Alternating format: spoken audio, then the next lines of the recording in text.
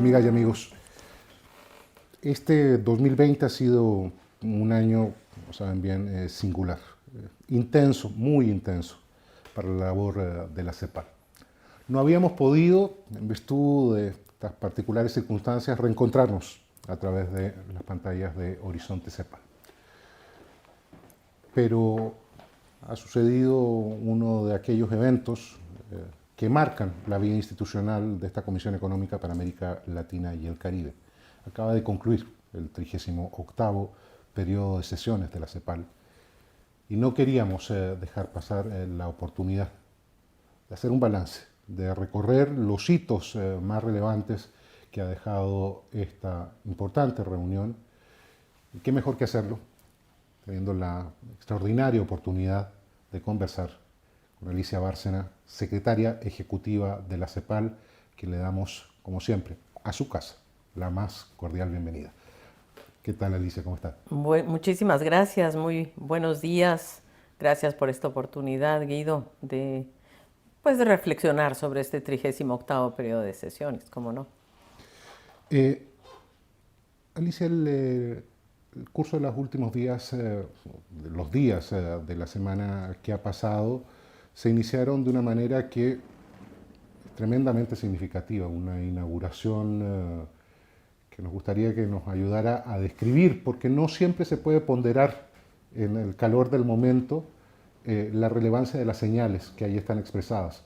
La máxima reunión de la CEPAL, el secretario general de las Naciones Unidas, el secretario, director general de la OSD, la directora gerente del Fondo Monetario Internacional, dos presidentes de la región. ¿Qué sensación le dejó la apertura de los trabajos de esta 38ª edición del periodo de sesiones?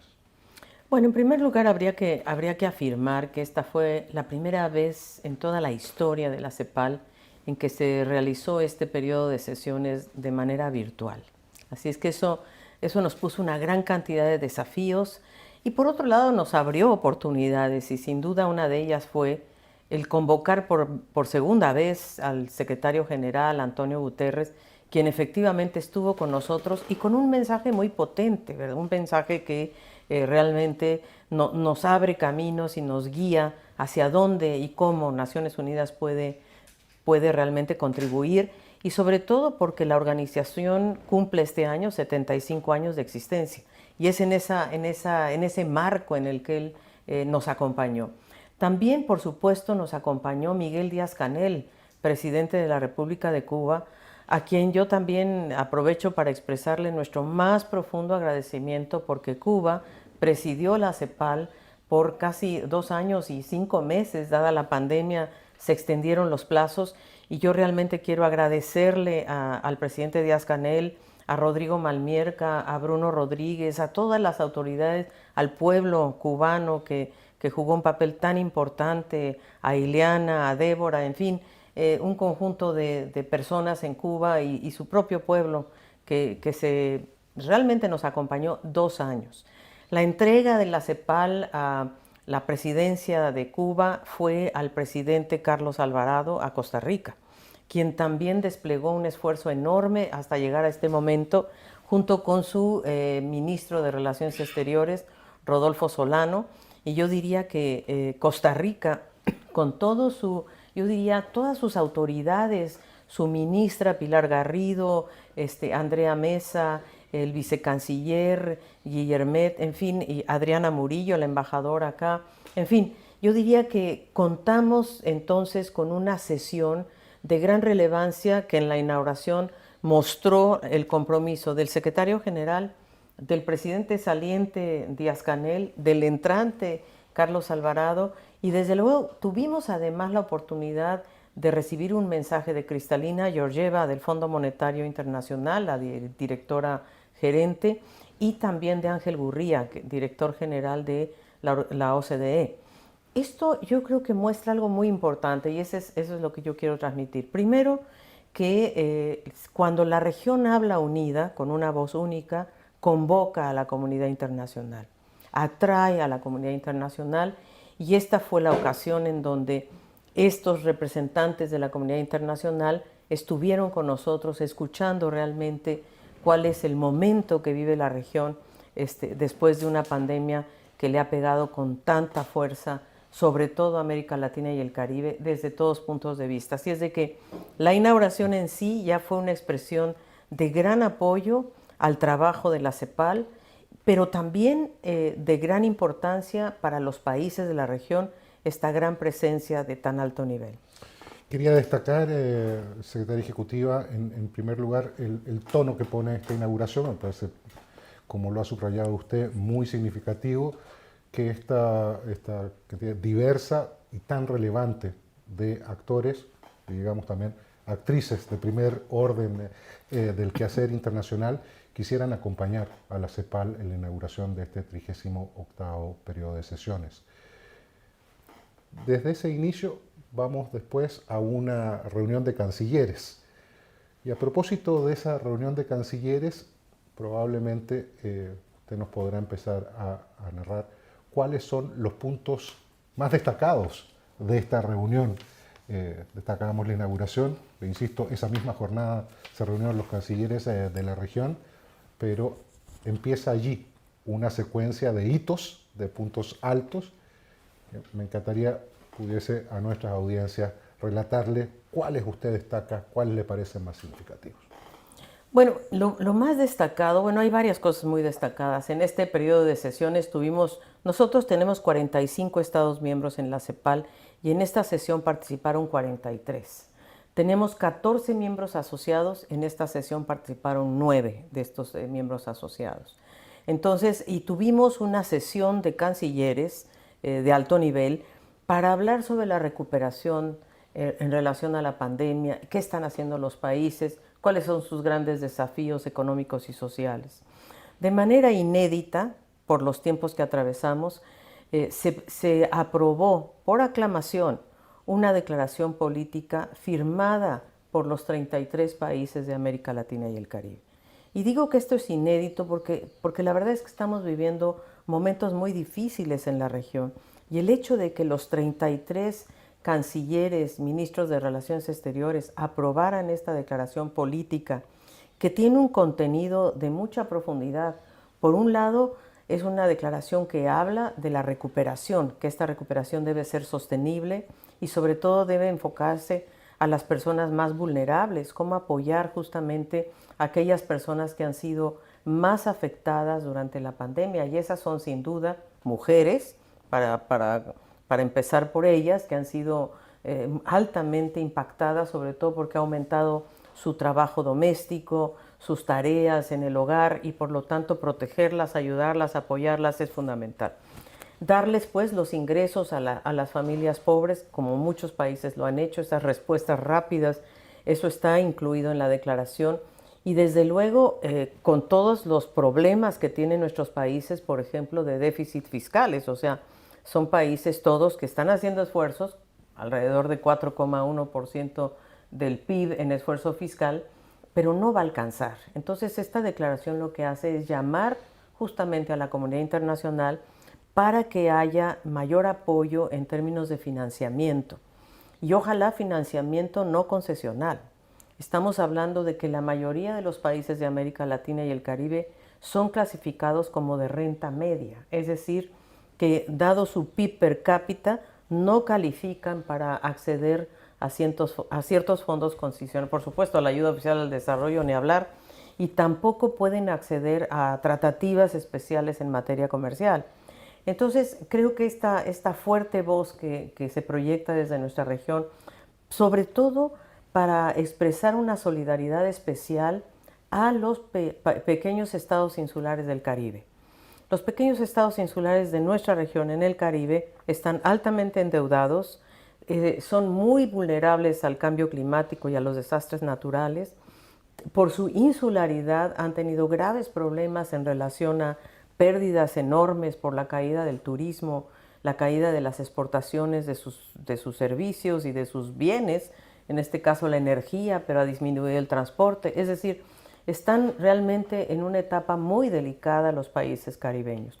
Por lo tanto, lo que se llama es a una solidaridad de parte de los países de nuestra región, pero del mundo entero, para considerar con seriedad, por ejemplo, el alivio de la deuda de los países del Caribe y crear, por ejemplo, un fondo caribeño de resiliencia. Otro mensaje que emerge de nuestra región y de esta declaración y yo diría, de lo dicho por el presidente Carlos Alvarado, es esta iniciativa que se llama FASE, que es un fondo de alivio a la economía del COVID, FASE, que lo que implica es que los países desarrollados aporten 516 mil millones de dólares, países desarrollados, a los países en vías de desarrollo sin importar su nivel de PIB per cápita, y que sea un fondo de largo plazo, de bajos intereses y que se dé sin condicionalidades. Y esta última parte es muy importante, porque esta crisis va a durar más de lo que todo el mundo esperaba. Y por lo tanto vamos a requerir políticas fiscales y monetarias expansivas que van a tener que durar más tiempo, y por lo tanto ahí es donde la comunidad internacional tiene que entrar. Tenemos que vencer cómo se ha manejado la crisis tan unilateralmente. Cada país obviamente está tratando de salir de ella, pero la siguiente etapa, y especialmente el 2021, que va a ser particularmente difícil si no encontramos la vacuna, son las acciones colectivas y coordinadas las que nos pueden ayudar. Y eso es lo que dice la declaración. La declaración además se hace cargo de la importancia de que la Agenda 2030 es nuestra guía para salir de esta crisis, para la recuperación, y se hace cargo de otro tema que me parece fundamental para América Latina y el Caribe, que es la importancia de profundizar en la integración. Creo que nuestra región tiene una gran oportunidad para reintegrarse y despolitizar la integración, irnos hacia y es lo que dice la propia declaración, de que hay que ser más pragmáticos y lograr una unión entre los países a partir de cadenas de valor, incluso a nivel subregional, Centroamérica, Mercosur, la Alianza del Pacífico, pero en general creo que con una voz colectiva podemos tener mejores resultados. Subrayo, secretaria ejecutiva, hace mucho tiempo, demasiado probablemente, los países de nuestra región no suscribían colectivamente una iniciativa, cualquiera fuera su naturaleza. Parece importante subrayar que esto ocurrió hace solo unos pocos días y en el marco de un periodo de sesiones de la CEPAL. Trato de continuar, secretaria ejecutiva, si le parece, con parte de la secuencia de lo que fue el calendario del propio periodo de sesiones y detenerme entonces en lo que marca la segunda jornada de esta reunión, y es que, como lo hace de manera permanente la CEPAL, lo ha hecho 38 ocasiones ya con esta, le presenta a los países también una propuesta, una mirada, una visión de cuáles son los horizontes de desarrollo que el conocimiento, los datos que va acumulando la CEPAL articulan en forma de documento de posición. Y al segundo día de esta reunión presentó usted a los países justamente el más reciente de los documentos de posición de la CEPAL. ¿Cuáles son sus mensajes? ¿Qué es lo que le propone a América Latina y el Caribe a través de este esfuerzo de análisis, de reflexión y de propuesta en su más reciente documento?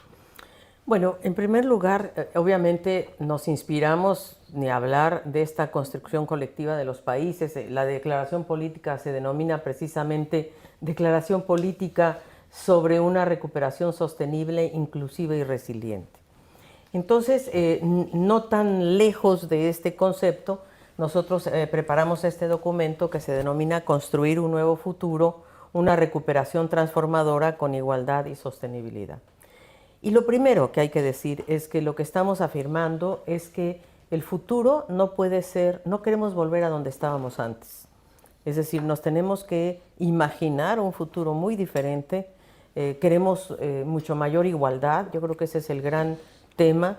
La desigualdad define a América Latina y el Caribe, seguimos siendo la región más desigual del mundo, por lo tanto el documento lo que busca justamente es una propuesta de transformación profunda para poder vencer el tema de la desigualdad de la pobreza extrema, y vencer, yo diría, las grandes brechas estructurales que tiene tanto el mundo, pero nuestra región mucho más aguda, que es un muy bajo crecimiento, e incluso este año un crecimiento, una contracción de menos 9,1%.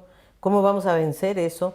En segundo lugar, ¿cómo vamos a lograr sacar de la pobreza a 230 millones de personas que son las que terminarían estando en esa situación a finales de este año, de las cuales 96 millones estarían en la pobreza extrema, y un desempleo de 44 millones de personas, y también con un cierre de empresas de alrededor de 3 millones de empresas que cerrarían este año, y además una informalidad de 54%. Entonces, ese es el punto de partida.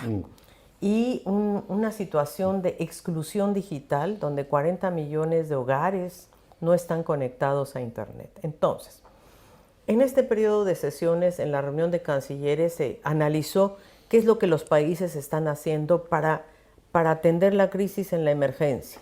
Y ahí la CEPAL ha hecho propuestas muy concretas, entre las cuales yo destaco la de extender el ingreso básico de emergencia por 12 meses, equivalente a una línea de pobreza. Segundo, subsidiar y ampliar los periodos de gracia a las pequeñas y medianas empresas. Tercero, una canasta básica digital para todos estos hogares que no tienen acceso a Internet. Cuarto, cómo lograr aliviar justamente la deuda del Caribe y cómo aliviar también el pago de intereses a los países de Centroamérica que están tienen un déficit fiscal muy alto. Y quinto, yo diría, cómo preparamos un pacto social, el pacto social necesario para construir sociedades más universales, que tengan un acceso a la salud, a la protección social más universal. Pero, ¿cómo vamos de ahí? ¿Qué es lo que propone el documento para construir ese futuro? Bueno, nosotros hemos hecho una propuesta muy audaz en la que hablamos de que necesitamos calcular, y calculamos en este documento, cuál es la tasa de crecimiento mínima necesaria para erradicar la pobreza en la región. Audaz, pero posible. Entonces, la tasa de crecimiento para combatir la pobreza. Pero esa tasa de crecimiento, y la calculamos en 4%, es decir, que a partir del 2021 o 2022, si la región debería crecer 4%. Pero ¿qué debe acompañar esta tasa de crecimiento? Es una redistribución. Esta redistribución es que el 1% más rico de la población, ¿verdad?, contribuya con 0,5% del PIB a los más pobres, anualmente, hasta llegar a 3%. Y esa contribución debe financiar justamente el ingreso básico de emergencia. Es posible.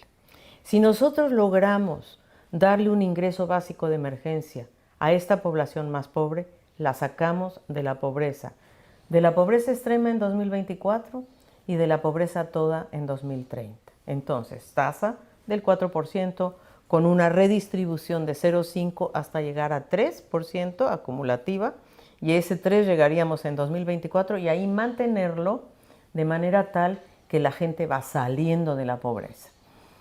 En segundo lugar, hemos calculado que hay una tasa de crecimiento que es la que le llamamos la tasa con equilibrio externo.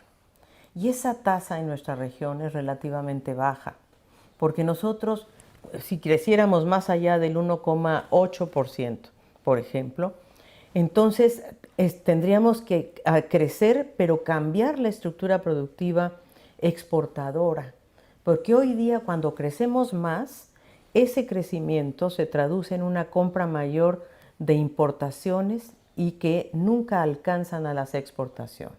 Entonces, crecer más en nuestra región implica que nuestra balanza comercial aumenta, porque compramos más cosas de afuera y no producimos lo suficiente ni lo diversificado para compensar esta balanza comercial. Entonces, la tarea que debemos hacer es diversificar nuestra canasta exportadora y hacer ese cambio estructural interno para que nuestros productos de exportación, ¿verdad?, sean equivalentes a los que tenemos que importar. O bien también que seamos capaces de producir cosas internamente que nos permitan sustituir algunas importaciones. Y la tercera tasa es la tasa de crecimiento que nos permitiría crecer sin deteriorar el medio ambiente, sin seguir carbonizando la matriz energética, por ejemplo. Ahora, para poder crecer más de esa tasa y que todas estas converjan en 4%, o sea, para poder llegar a que todas estas tasas sean 4% y que ese 4% nos permita, a la vez de resolver la pobreza, nos permita descarbonizar nuestra matriz y nos permita vencer el desequilibrio externo, para ello necesitamos progreso técnico. Es decir, necesitamos ser capaces de producir energía, por ejemplo, con materiales renovables. Y a eso me voy a referir ahora, porque el documento lo que hace, además de proponer este marco teórico, ¿verdad?, que no es muy teórico, es un marco, como les decía, que logra que esta transferencia de pobreza del decil más rico se vaya a los deciles más pobres, ¿verdad? Eso nos permitiría combatir la pobreza y la pobreza extrema. Es posible. Segundo, nosotros, si logramos esa tasa de crecimiento que hoy día nos limita a la restricción externa, lo tenemos que hacer con ese cambio estructural con políticas industriales, sin lugar a duda. Y el cambio político y de tasa de crecimiento en materia de carbonización, lo que nos permitiría es hacer la descarbonización. Y hemos propuesto entonces en el documento de manera práctica 7 sistemas sectoriales dinamizadores. A nosotros nos parece que el cambio tecnológico se puede dar en primer lugar en la transformación de la matriz energética en América Latina y el Caribe, y esto implica cambiar la matriz energética hacia energía renovable. Y esto es absolutamente posible porque hoy día nuestra matriz energética tiene aproximadamente el peso de las renovables no hidráulicas es alrededor del 12,7%, es decir, una región que ya ha ido avanzando. El compromiso ya tomado por los países es de 24,6%. Los países se han autocomprometido a duplicar este peso de las renovables en su matriz energética de 12% a 24%. Y nosotros en el documento proponemos que hay que irnos de este 24% a un 40%. Es decir, si la región avanza desde 12 donde estamos, a 24 su compromiso, a 40, lograríamos lo siguiente. En primer lugar, reducir los costos del PIB anual de inversión, porque cuesta más invertir en fósiles que invertir en energía renovable. La inversión que se requeriría para llegar a este 40% es de 1,3% del PIB. En tanto que las renovables, las fósiles nos cuestan 1,4%, las renovables nos costarían menos. Y en tercer lugar, las emisiones de carbono podrían bajar de 4,8%, donde estamos ahora, ¿verdad? Que en realidad es bajo la emisión, es decir, acumuladas en gigatonelada, y este 4,8 lo podríamos disminuir en un 30%. 30% menos. Ganamos por todos lados, invertimos menos. Ganamos en materia de la reducción del 30% de gases de efecto invernadero. Nuestra matriz es más limpia, importamos menos combustibles fósiles y lo más importante, generamos 7 millones de empleos. Y todo esto en una década. Es decir, entre ahora y el 2030 podemos tener todos estos logros concretos. Ese es uno de los primeros sectores y yo diría uno de los más importantes porque es el que puede impulsar el resto, ¿verdad? Aquí estamos hablando del cambio de la matriz eléctrica en particular de toda la región. Y los otros sectores, yo diría uno de ellos es la electromovilidad, que es es una oportunidad única en una región que tiene 80% de la gente viviendo en ciudades y que vamos cada día más a movernos hacia un transporte público. Y ojalá sea un transporte público eléctrico. Hoy por hoy nosotros estamos usando diésel, fundamentalmente en transporte público. Poco a poco algunos países se han ido moviendo hacia el transporte híbrido, otros se han ido al eléctrico un poco más de carga, otros al transporte urbano. Pero la verdad es que cuando vemos el ciclo completo de la producción de un bus, por ejemplo, de diésel y uno eléctrico, el ciclo de vida completo, es verdad que al principio cuesta más el eléctrico porque hay que invertir, hay que hacer cambio tecnológico, pero al final de la vida sale mucho más barato tener un bus eléctrico, y no solamente sale más barato en términos de fondos, sino en términos de mantenimiento. Y esto es algo que nosotros hemos comprobado en este documento, y además podríamos producir las partes de estos buses eléctricos en la región, con la abundancia de litio, de cobre, y además con la capacidad instalada que hay en la región de industria automotriz, como por ejemplo México o Brasil. Y el último dato en relación a la electromovilidad es que sale mucho más barato reconvertir los autobuses de diésel a eléctricos que comprar uno nuevo. Así es de que, y creo que además hemos calculado cuánto empleo puede generar esta reconversión. Estamos hablando alrededor de 450,000 empleos nuevos. Así es que estos son dos de los sectores, querido Guido, hemos identificado 7, ¿verdad? Apenas te he descrito ahí me quería dos. detener, secretaria ejecutiva, porque muchas veces instituciones que cumplen una de sus dimensiones más relevantes, la función de centro de pensamiento, en el marco del debate público en general, son muchas veces motejadas de espacios donde se teoriza, donde hay una reflexión que está a una distancia considerable de las inquietudes, las dificultades, y que además que en las propuestas a veces queda en lo declarativo. Este documento que usted nos relataba, secretaria ejecutiva, es uno que, entre otras cosas, claro, propone 7 sectores específicos. O sea, no se queda simplemente en el enunciado de que nuestra región requiere efectivamente política industrial, que nuestra región requiere efectivamente determinar qué sectores y qué áreas podrían ayudarla a dar este salto estructural en capacidad, en productividad, en conocimiento, con estos efectos positivos que usted nos ha señalado en lo medioambiental, en lo social y en lo económico. Este documento de la CEPAL propone a estos dos que usted ha señalado otros 5 más, 7 sectores concretos. Quisiéramos, si le es posible, secretaria ejecutiva, nos relate cuál es el arco completo de esta propuesta, por qué se han seleccionado y por qué para la CEPAL es tan importante señalar no solamente el problema, sino aparentemente lo que se expresa en este documento, proponer concreta y específicamente soluciones y cursos de acción para la política pública sobre temas como este. Bueno, efectivamente, o sea, nosotros, además de estos dos, la transición energética nos parece que es vital para todos puntos de vista, baja costos, ayuda a la industria, descontamina, la energía renovable se pueden producir en nuestra región. Entonces, tiene muchas aristas de carácter positivo. Y, por supuesto, la electromovilidad por las ciudades.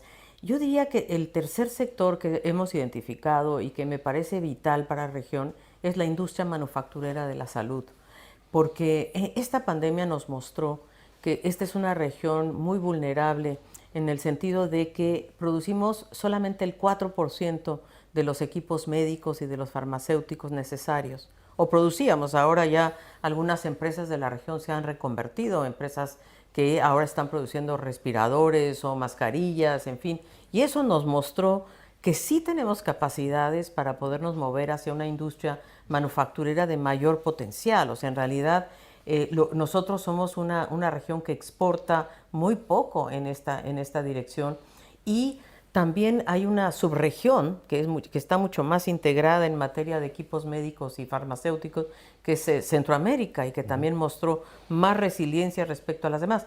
Entonces nosotros pensamos que basándonos en la industria que ya existe, y voy a poner un ejemplo, Argentina y México han hecho un acuerdo con la Universidad de Oxford, con una empresa que se llama AstraZeneca, y con 2 empresas nacionales, una argentina y una mexicana. ¿Para qué? Para que si hay éxito en la producción de la vacuna de AstraZeneca, y la Fundación Slim es la que está financiando gran parte de esta investigación, estas empresas nacionales, argentina y mexicana, puedan producir la vacuna gratuita y con acceso universal. ¿Qué está pasando entonces? Que esto, junto con la iniciativa COVAX, que es una iniciativa de Naciones Unidas para la vacuna también, se pueda dar lugar a que se dinamice la industria nacional en cada país y que las pequeñas y medianas empresas formen parte de esta gran iniciativa por una vacuna universal. Eso es lo que yo llamo industria manufacturera para la salud, que es fundamental, o sea, crear capacidades industriales. Hay dos países que tienen gran capacidad industrial en los equipos médicos hoy día. Uno es México y el otro es Costa Rica. Costa Rica tiene una gran capacidad de industria médica, ¿verdad? Entonces, ¿cómo extender estas capacidades? Y bueno, por supuesto Argentina, Brasil. ¿Y cómo de ahí lograr cadenas de valor que nos permitan una mayor integración? Así que por eso elegimos este sector de la industria manufacturera de la salud, que también incluye, por cierto, infraestructura para construir agua potable y saneamiento, que hay muchas empresas ya latinoamericanas capaces de hacer eso. Ahora, ahí nosotros a la comunidad internacional le estamos haciendo una petición colectiva, y esa petición es que haya un waiver internacional, de manera tal que los derechos de propiedad intelectual sean liberados, sobre todo para los temas relacionados con la salud. Y obviamente al cambio climático, sobre todo para los países del Caribe. Es decir, no deberíamos estar pagando propiedad intelectual por las medicinas estratégicas para salir de esta pandemia y para poder en realidad producir, yo diría, equipos, infraestructura para el cambio climático. Así es que esa es la petición que hacemos a la comunidad internacional. Y los otros tres sectores, y se los describo muy rápidamente, uno es la bioeconomía, ¿verdad? Esta es una región muy rica en biodiversidad y en recursos naturales. Nuestro patrimonio natural deberíamos saber manejarlo mucho mejor y poder armar cadenas de valor agropecuarias, pesqueras. Los océanos son tan importantes, los ecosistemas terrestres. Entonces, sí, por ejemplo, voy a poner un ejemplo. Si nosotros pudiéramos reforestar las zonas costeras con manglares, los manglares pueden retener 30% de la velocidad del viento de los huracanes. Entonces, no solamente es reconstruir, reforestar con manglares, con bosques, etcétera, para efectos económicos, sino también para efectos de resiliencia. Y sin duda, cómo generar cadenas de valor agropecuarias. La región puede ser el gran granero del mundo. Lo más probable es que lo sea, porque es el único lugar del mundo que tiene agua y que tiene capacidades productivas en materia agroindustrial. Pero debemos hacerlo con agroecología, con agroforestería, es decir, respetando de alguna manera la integridad ecológica de los sistemas y combinando tecnologías, ¿no?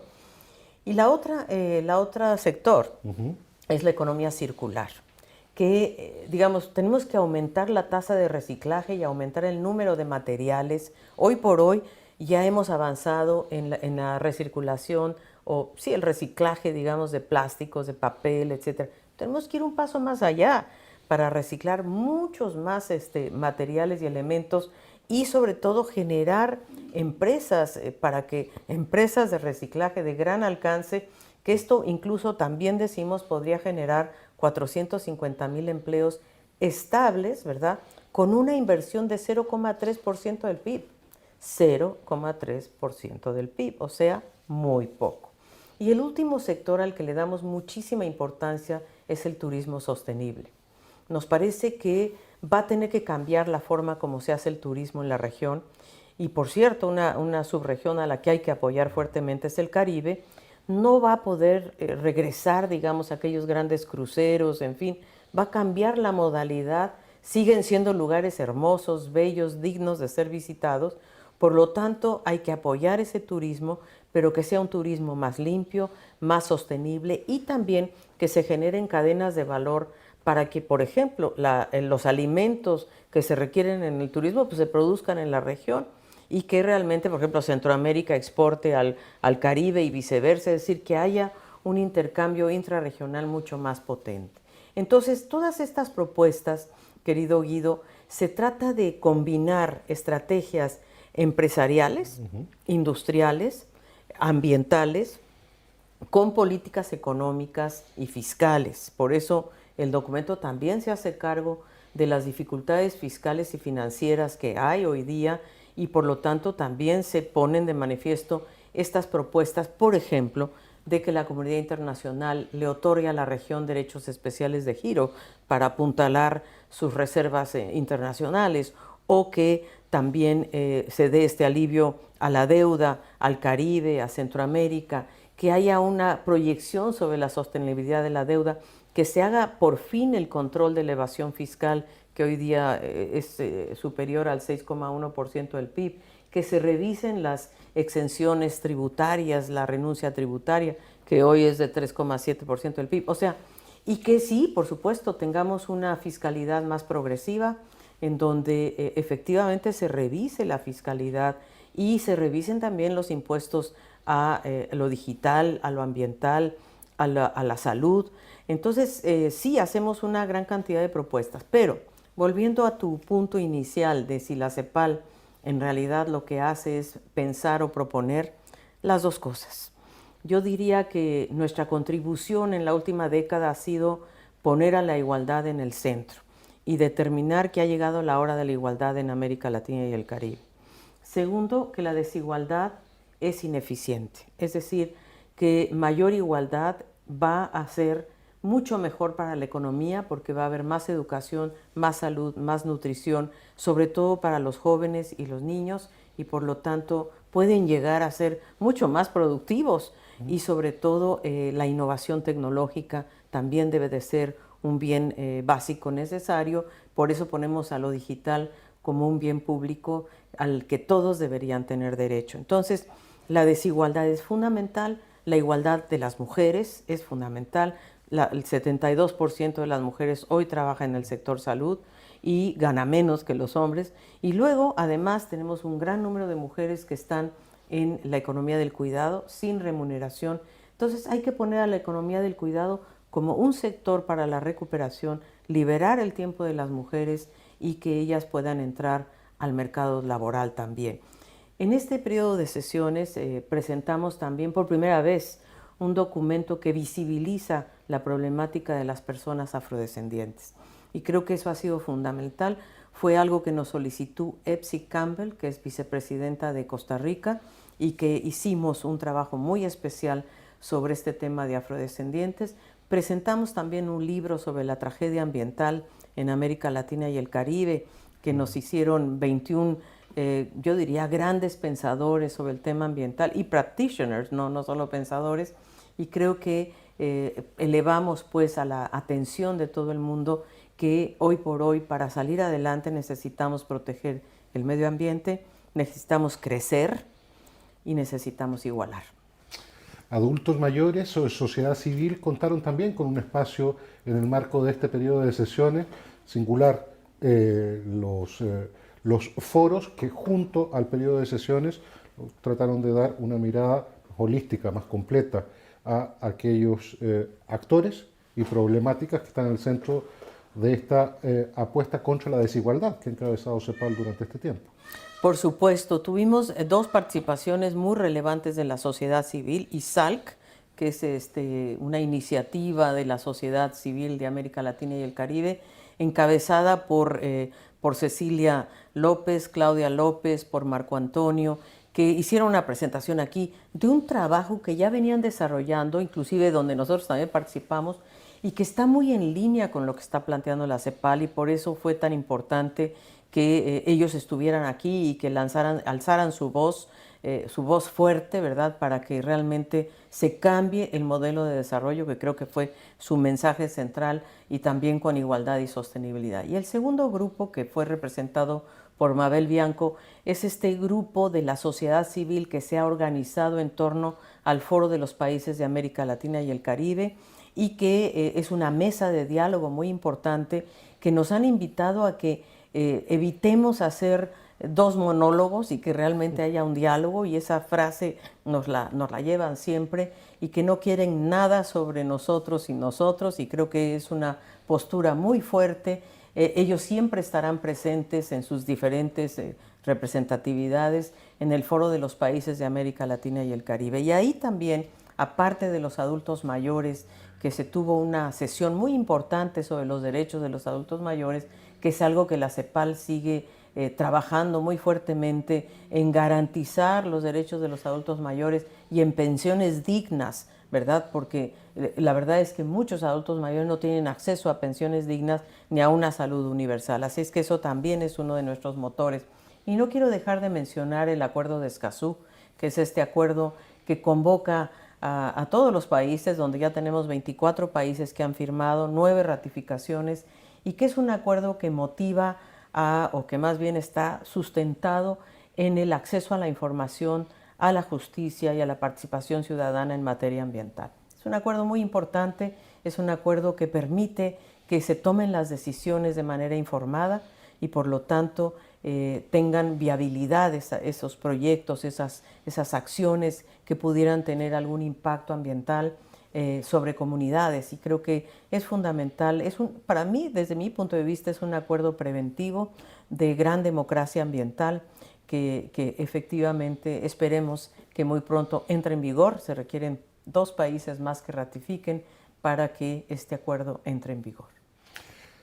Recordamos además, secretaria ejecutiva, un acuerdo que se incorporó, se acordó en Costa Rica justo al año del asesinato de Berta Cáceres y que incluye dentro de sus iniciativas una protección particular a los defensores de los derechos humanos en el ámbito ambiental, lo que trágicamente sigue pareciendo urgente y necesario en nuestra región. Quiero regresar por un segundo al documento del periodo de sesiones, secretaria ejecutiva, porque luego de presentarlo a usted, y también creo que es digno de subrayar, ni más ni menos que, bueno, Mariana Mazzucato, José Antonio Ocampo y la vicepresidenta de España, Teresa Rivera, y el propio presidente de la República de Costa Rica, Carlos Alvarado, reaccionaron a esta propuesta de la CEPAL y animaron, junto a usted, un debate de gran altura y de gran profundidad.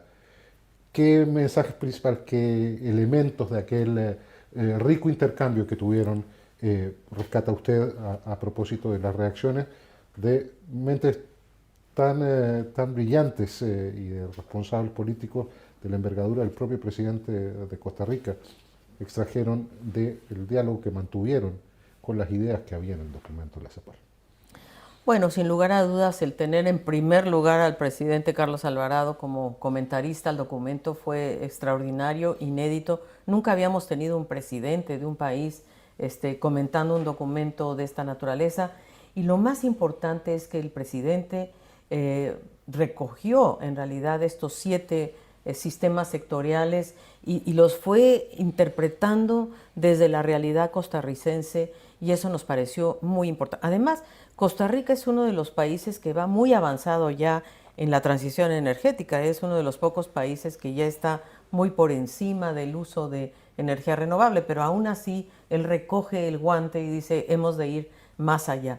Y la parte de la electromovilidad, que para él es importantísima. La ciudad de San José requiere más que nunca este transporte público de esta naturaleza y creo que es posible lograrlo. Como le decía, la industria manufacturera de Costa Rica es una de las mejores de la región.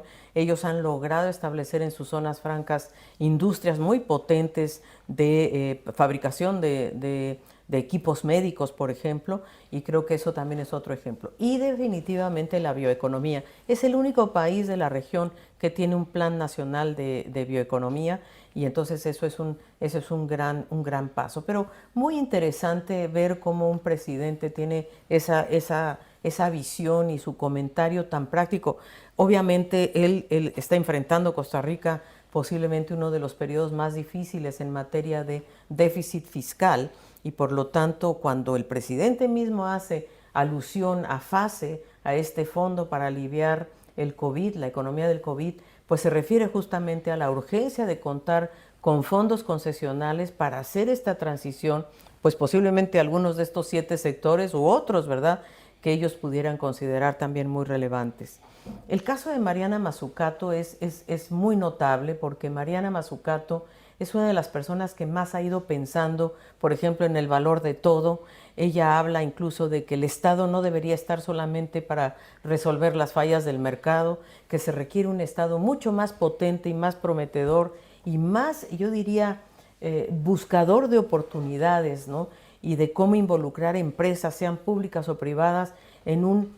Ella incluso habla de un nuevo capitalismo, de un capitalismo distinto, de un capitalismo de mucho más actores que vaya dejando atrás las ideas neoliberales, el extractivismo y las desigualdades. Con Mariana tenemos, creo, una sincronía de pensamiento. Obviamente ella ha hecho un trabajo extraordinario hacia el futuro.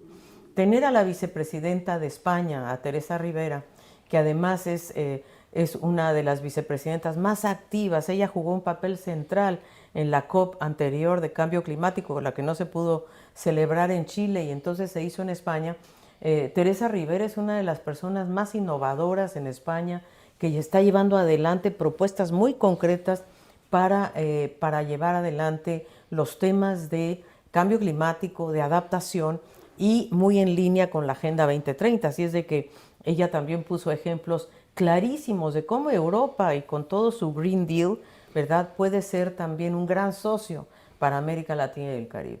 Y José Antonio Ocampo, bueno, en realidad con su mirada, yo diría, sobre todo de los temas financieros, creo que José Antonio Ocampo, bueno, hizo una serie de comentarios muy importantes, nos invitó, por ejemplo, a mirar con mayor profundidad el tema del empleo y de la informalidad, cosa que deberemos tomarla muy en cuenta. Y también habló de que además de la restricción externa, deberíamos pensar en la diversificación de la matriz exportadora, que en el fondo nuestra restricción externa justamente se debe a que tenemos muy poca diversificación en materia exportadora. Así es de que, no, las contribuciones de cada uno, la verdad fue espectacular contar con ellas. Y luego tuvimos dos paneles también extremadamente importantes, porque ahí tuvimos ministros de carteras económicas, como fue el caso de Matías Culfas en Argentina o de Graciela Márquez en México, bueno, la propia Pilar Garrido de Costa Rica. Tuvimos al director regional de Enel,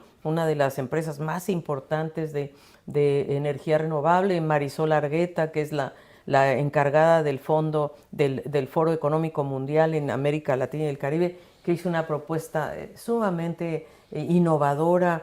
En fin, o sea, tuvimos a Luis Carranza, presidente del Banco Latinoamericano, de la CAF. En fin, tuvimos ahí un grupo, digamos, un elenco de comentaristas al documento, inclusive Joao Ferraz, un académico brasileño de gran envergadura. Tuvimos al ministro de Economía de República Dominicana, que también el ministro Seará, que yo creo que todos ellos y nuestras ministras del Caribe, ¿verdad?, de Belice, que también tuvimos la ocasión de escuchar. Entonces, creo que el periodo de sesiones, y por supuesto tuvimos un gran panel caribeño, ¿verdad?, con el primer ministro de St. Lucia y con...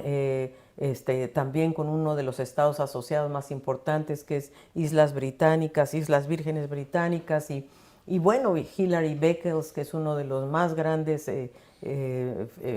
¿cómo se llama?, académicos de la Universidad de West Indies. En fin, tuvimos, creo yo, al representante de Jamaica. En fin, creo yo que pudimos tener esta mirada muy integrada de los sectores, de las subregiones, que nos dio, creo yo, esta perspectiva de que hay mucho que hacer hacia adelante.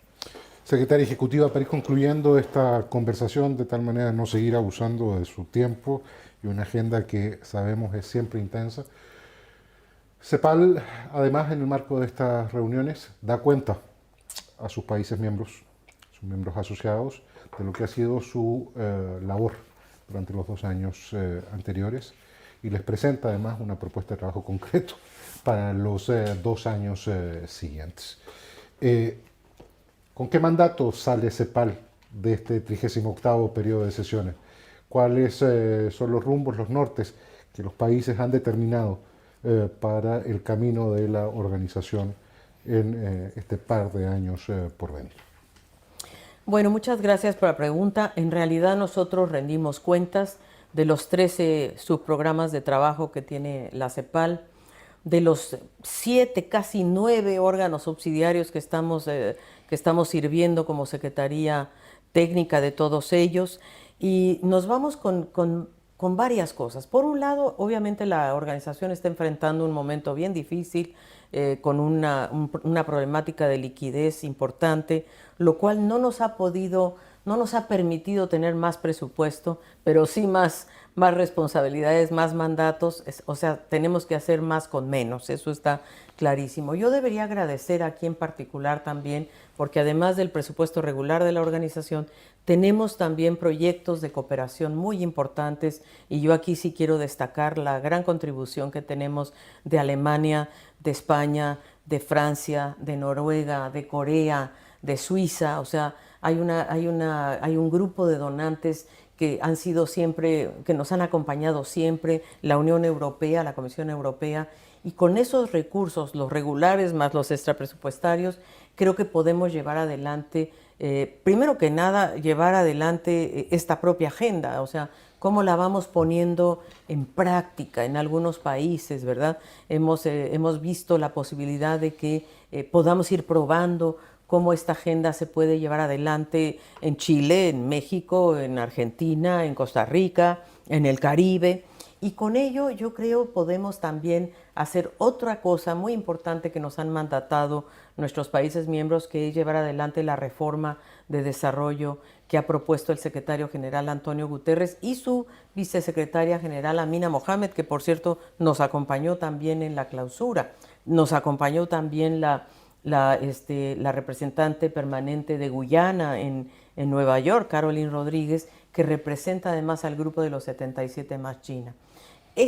Lo que nos han pedido es que además de que CEPAL pueda continuar brindando una estrategia de pensamiento, avanzar pues en las ideas, creo que lo más notable ha sido que nos ven como una institución propositiva, que vamos más allá del diagnóstico, que estamos listos para proponer salidas, poderlas costear, poderle poner costos, beneficios, etcétera, que puedan ser después obviamente probados en algunos países, y que ojalá lo podamos hacer en conjunto también con las otras agencias, fondos y programas. Nosotros hemos trabajado muy bien con la FAO en el programa de seguridad alimentaria, con la OIT en el programa laboral, con la OPS en materia de salud, con ONU Mujeres en materia de economía del cuidado, con UNFPA en materia de población, UNICEF en materia de niños y niñas, con UNESCO en materia educativa. Es decir, estamos con el NUMA, ¿verdad? Incluso en el acuerdo de Escazú y en la parte de cambio climático. Es decir, hemos podido abrir nuestra caja de herramientas para trabajar muy de cerca con las otras agencias, fondos y programas. Tenemos este gran instrumento que se llama el SDG Gateway, que es esta plataforma de entrada a los ODS, que es una plataforma coordinada de 21 agencias, fondos y programas, que coordinamos conjuntamente con el PNUD. La Secretaría obviamente da todos los servicios técnicos. Entonces, creo que estamos listos para responderle a los países, tanto a nivel regional como a nivel nacional, con el conjunto también de los coordinadores residentes, que son 25, y con los que estamos dispuestos a trabajar. Entonces, sí, mandato en lo económico, seguir trabajando en lo fiscal, en lo financiero, en la caja de herramientas monetarias y fiscales, que deberán de ser expansivas al menos por los próximos 2 años. En materia social, medir las medidas, monitorear las medidas que están haciendo los países y ver qué impacto va a tener esto para ojalá y disminuir la pobreza extrema y la desigualdad, y generar una agenda de política social. En materia de mujeres, por supuesto, la autonomía económica, física y política de las mujeres, y sobre todo esta economía del cuidado de la cual tenemos que hacernos cargo hacia el futuro.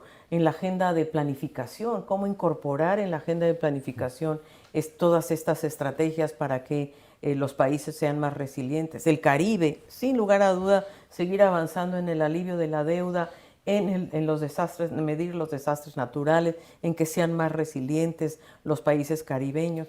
En las estadísticas, en visibilizar, en medir, en monitorear, que esa es una de nuestras grandes fortalezas, en también transformar estos problemas y entender qué pasa con las personas como los afrodescendientes, los grupos indígenas, los adultos mayores, que eso lo hacemos con la ayuda de CELADE y UNFPA, por ejemplo. Y así yo diría que ciencia y tecnología es otra área en la que tenemos que avanzar, y en la economía digital con esta gran agenda ILAC que tenemos hacia adelante. Así es de que dejo muchas cosas afuera, pero nos llevamos muchos mandatos, pero el más importante de todos es escuchar a los países y actuar bajo sus demandas y que sea responsiva justamente a lo que nosotros, a lo que ellos necesitan en este periodo y hacia el futuro.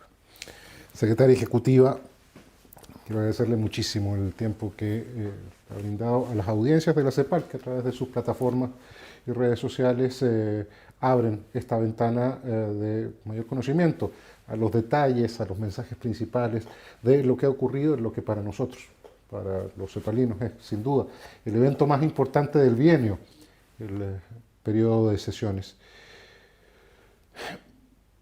¿Cuál sería, Secretaria Ejecutiva, su mensaje si tuviera que articular en una frase su balance personal de lo que ha sido este 38º periodo de sesiones? Tuviera que decir en 3 palabras, ¿qué es lo que se lleva usted de esta reunión tan peculiar, tan singular, en tiempos tan difíciles como los que nos han atravesado? Bueno, primero me llevo un agradecimiento muy profundo a todo el equipo de la CEPAL, porque yo creo que yo soy la vocera, pero detrás de mí hay un equipo enorme, desde todos puntos de vista, algunos más visibles que otros, pero esto no se puede hacer sin el gran concurso de las 600 personas que conformamos esta Comisión Económica para América Latina y el Caribe, sus directores, sus secretarios ejecutivos adjuntos, todas las mujeres, los hombres que están detrás de las cámaras, que están detrás de los equipos, que están detrás de todo este trabajo que se hace aquí en CEPAL. Así es que, 1, agradecimiento. 2, muy estimulante el haber sido posible tener esta convocatoria de 40,000 personas prácticamente conectadas a nuestras redes sociales. Eso nos produce un gran estímulo y nos compromete. Es un gran compromiso. Y ante todo yo creo que me voy con mucha inspiración y con mucha esperanza de que sí se puede. Yo sí quiero dar un mensaje de esperanza, porque yo creo que en épocas de pandemia tenemos que mirar también hacia dónde y este mundo hacia dónde y qué queremos cambiar. Y hay muchas cosas que queremos cambiar, porque no queremos volver a donde estábamos antes, sino a un nuevo modelo de desarrollo que sea mucho más igualitario, más sostenible, más vivible ante todo. Y creo que la CEPAL está en eso, y todos los que conformamos la CEPAL estamos muy comprometidos hacia buscar un nuevo futuro. Otro mundo es posible. Alicia Bárcena Ibarra, Secretaria Ejecutiva de la CEPAL, muchísimas gracias por haber compartido con las audiencias de la CEPAL a través de los instrumentos de la comunicación que justamente nos han permitido abrir puertas y ventanas para todas y todos, a saber a mayor profundidad qué hacemos, qué nos dedicamos, qué proponemos. A todos ustedes un enorme saludo. Todos los materiales a los cuales ha aludido la Secretaria Bárcena están en la página web de la CEPAL. Pueden encontrar el documento del periodo de sesiones, la declaración de los cancilleres, los libros que se han presentado en este periodo de sesiones y la vasta producción de pensamiento de la CEPAL a lo largo de sus más de 7 décadas. Están todas disponibles, todas accesibles, todas gratuitas, todas para construir puentes al conocimiento de la propuesta. Alicia Bárcena, muchísimas gracias. Muchas gracias.